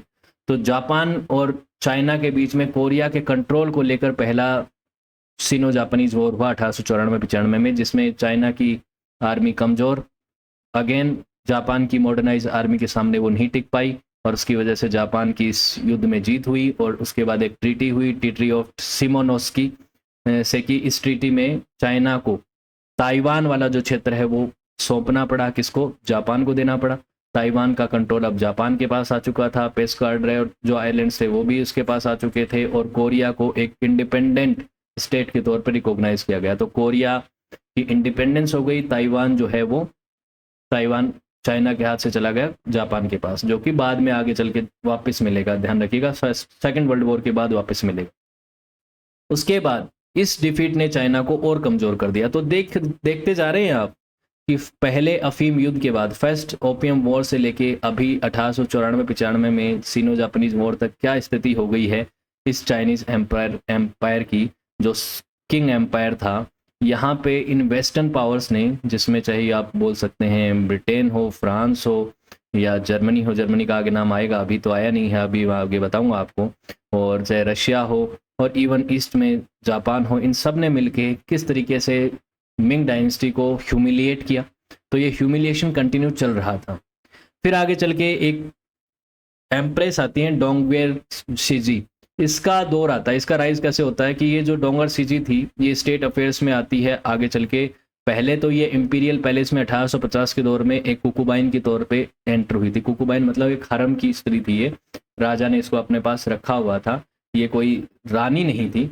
और एम्परर जो थे उस समय शियांगफेंग, उनके समय पे ये आई थी 1850 से 61 के बीच में। लेकिन बाद में 1861 के बाद इसका बेटा जो है टोंगजी एम्परर जब बनता है, थ्रोन पे आता है, तो उसके बाद ये पावर में ताकतवर हो जाती है, स्ट्रॉन्ग लेडी बन जाती है। ये रिजेंट के तौर पे काम करती है ये, और इनके साथ शियान जो एक दूसरी एम्प्रेस थी, उन्होंने मिलके, और एक प्रिंस गोंग थे, इन सब ने मिलके जो बाकी रिजेंट्स थे, जो कोर्ट के ताकतवर लोग थे, उनको तो हटा दिया, उनके खिलाफ तख्ता पलट किया, कू किया, और खुद जो है पावर को अपने पास रख लेते हैं।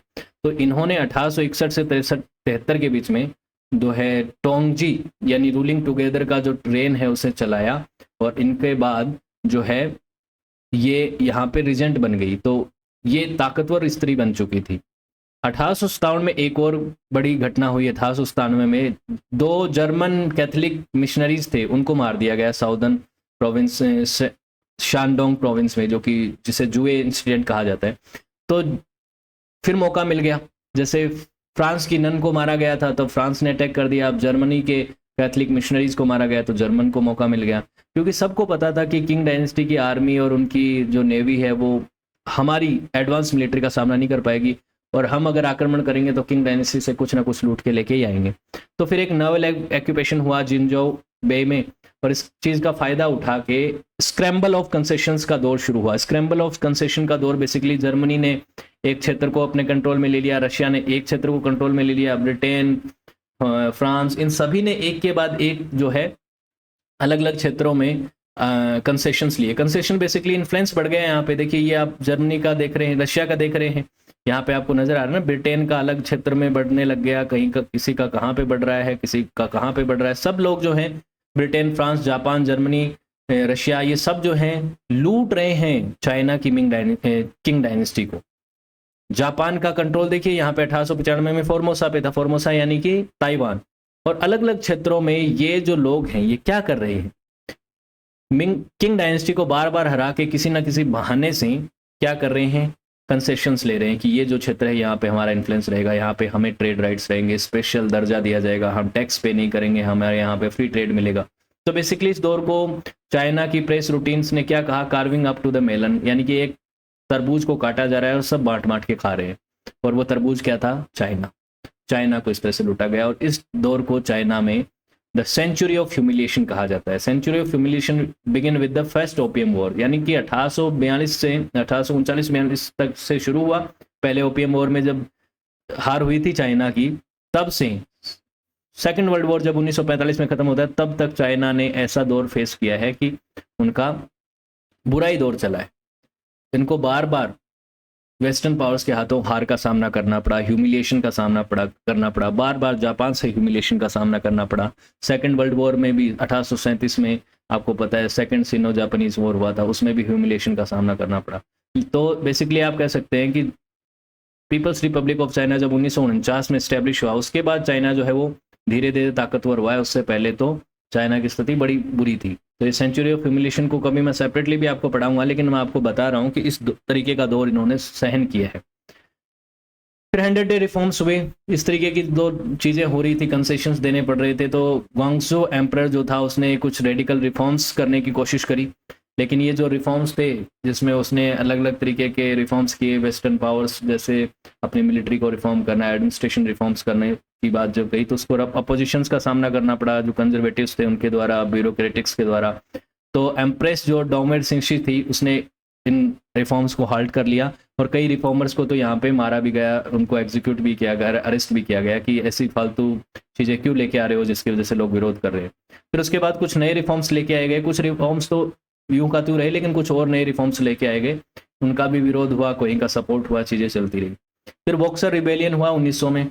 Anti foreign anti Christian uprising थी चाइना में, जिस सीक्रेट सोसाइटी ने लीड किया उसे बॉक्सर कहा जाता था, या चाइनीज भाषा में ये शांग कहा जाता था। तो बॉक्सर्स यहाँ पे कोई फाइटर बॉक्सिंग करने वाले बॉक्सर नहीं थे, सोसाइटी का नाम था।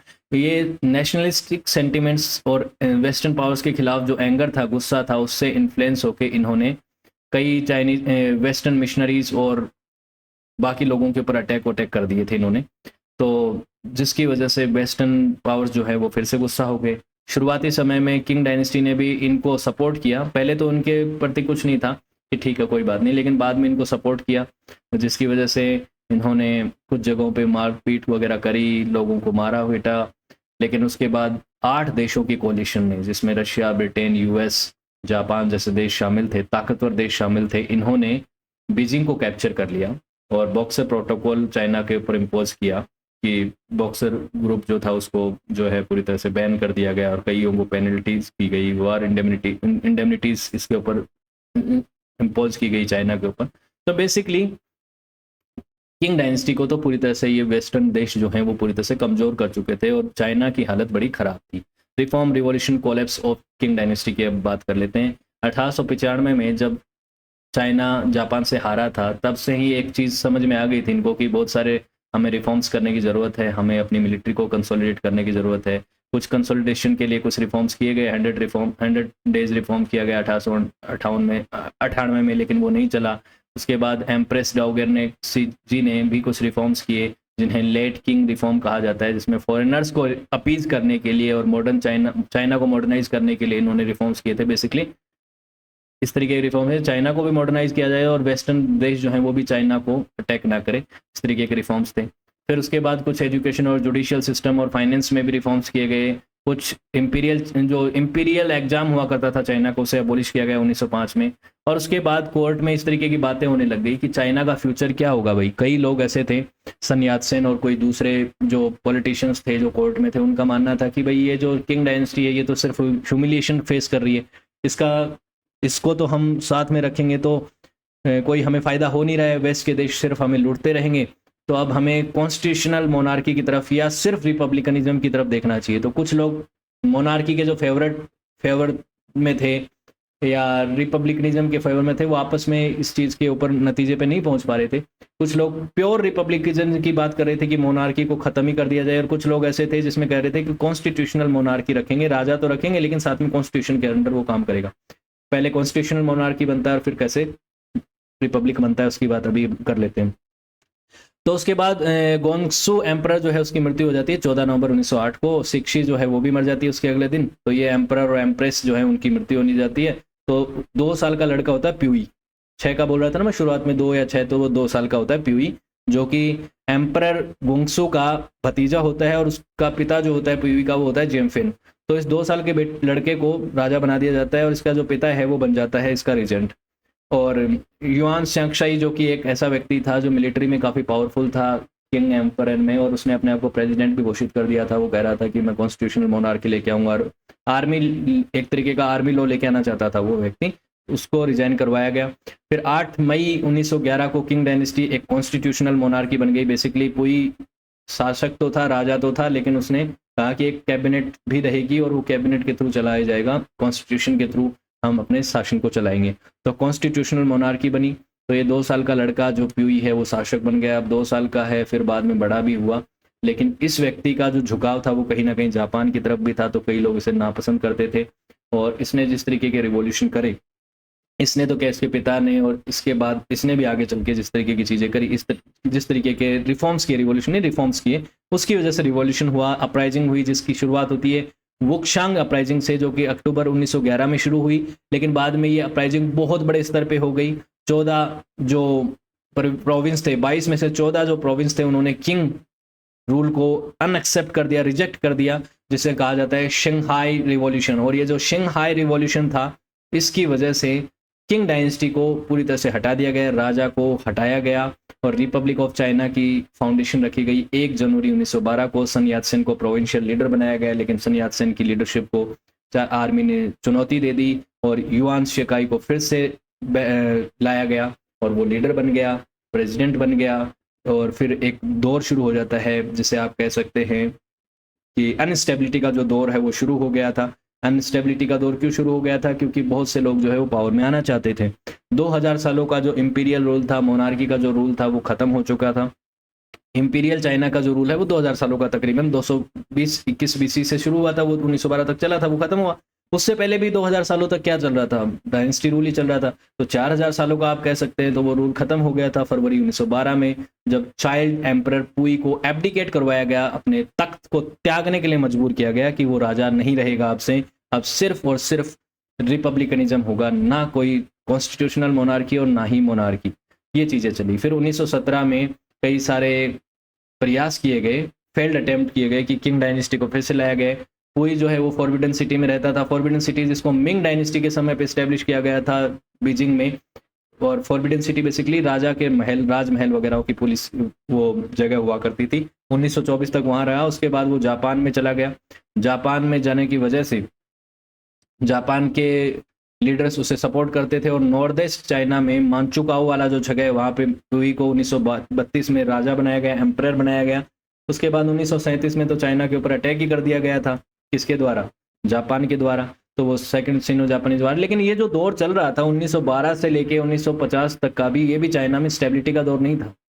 ठीक है, इसकी भी मैं आगे आपसे अभी बात करूंगा। लेकिन पहले बात कर लेते हैं किंग डायनेस्टी की लीगेसी के बारे में। तो ये वो डायनेस्टी थी जिसने चीन के इतिहास में एक डायनेस्टी के तौर पे अंतिम टाइम पे रोल किया। मतलब लास्ट इंपीरियल डायनेस्टी थी जिसने तिब्बत, जिंगजियांग, मंगोलिया, ताइवान जैसे क्षेत्रों को चाइना के कंट्रोल में लेके आया और चाइना को इतना बड़ा भूभाग बनाया, जो कि एक लीगेसी है। ऑब्वियसली आज भी चाइना, जो मॉडर्न चाइना है, जिसे आप कह सकते हैं वो नियो इंपीरियलिज्म को फॉलो करने वाला देश है, जो कि हर जगह को क्लेम करता है कि ये भी हमारा था, ये भी हमारा था। और किंग डायनेस्टी ने जितना भूभाग कंट्रोल किया उस सभी को वो कहते हैं कि वो हमारा चीन था। उससे पहले भी किसी डायनेस्टी ने अगर किसी क्षेत्र के ऊपर रूल किया है तो उसको वो अपना बोलते हैं। तो इस डायनेस्टी का ये एक बहुत बड़ी लीगेसी है कि चाइना को इतनी बड़ा भूभाग दे दिया, इतनी बड़ा क्षेत्र दे दिया। लेकिन इस समय पे ओपियम वॉर जैसी लड़ाइयों की वजह से, इनइक्वालिटीज़, जो ट्रीटीज़ का दौर शुरू हुआ, जिसकी वजह से चाइना कमज़ोर हुआ, और उसके बाद डायनेस्टी जो है वीक होती चली गई। और चाइना ने जो फेस किया समय, जैसे सेंचुरी ऑफ ह्यूमिलिएशन कहा जाता है, वो भी इसी के दौर में था।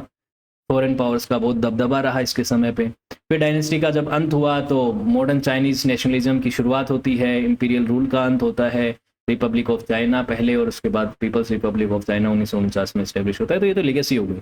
तो ये किंग डायनेस्टी थी। इसके अंत के साथ ही चाइना में आता है क्या?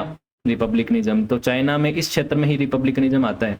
बाकी क्षेत्रों में शुरुआत में आता नहीं है। तो 1911 में चाइना का एम्पायर इस तरीके का था। यहाँ पे अलग अलग, इधर तिब्बत ऑटोनोमस बॉडी, ये शिंगशांग, ये देखिए मंचूरिया, ये सब चीज़ें नज़र आ रही हैं।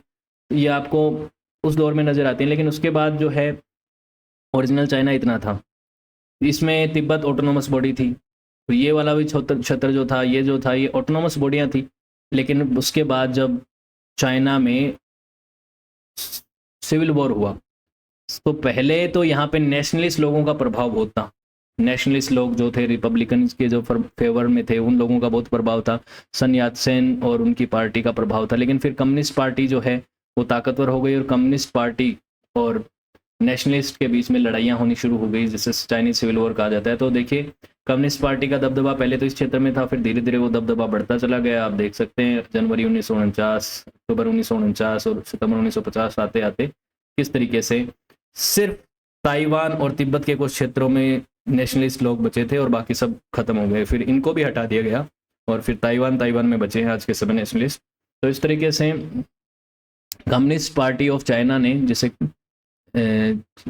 माओ जेडोंग ने लीड किया था आगे चल के, उसने चाइना को पूरी तरह से अपने कंट्रोल में ले लिया और इसे पीपल्स रिपब्लिक ऑफ चाइना कहा गया। बाद में नाम इसका people's republic of China, communist China, red China, big China, कुछ भी, या न्यू चाइना कह लीजिए।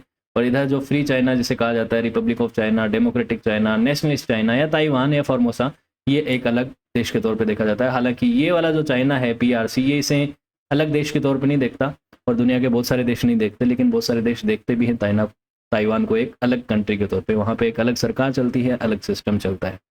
तो ये बात मैं आपको सेपरेटली पढ़ा चुका हूँ। चाइना तिब्बत ताइवान का जो कॉन्फ्लिक्ट है वो क्या था, कैसे शुरू हुआ, क्या है उसका बैकग्राउंड है।